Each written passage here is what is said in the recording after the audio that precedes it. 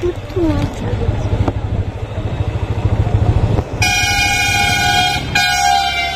চালানো যাবে না।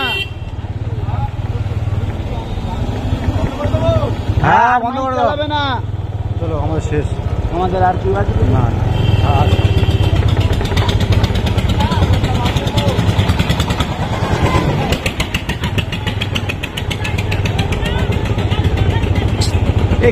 ক্যাবে ঢোক না, ক্যাবে ঢোক। খালি এগিয়ে যাস কেন?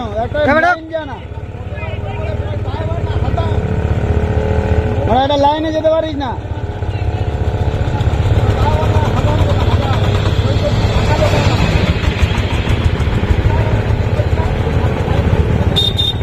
চলো বেরিয়ে যাও।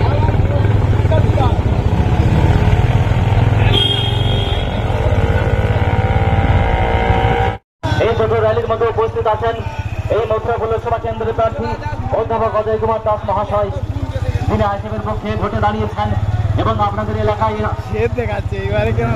এলাকায় এসেছেন। আপনাদের অভাবের কথা, আপনাদের এত লোক হবে বুঝতে পারছি। তাই আইএসএফের পক্ষ থেকে একটিবার আবেদন দেবেন, তাকে খালি হাতে ফিরিয়ে দেবেন না।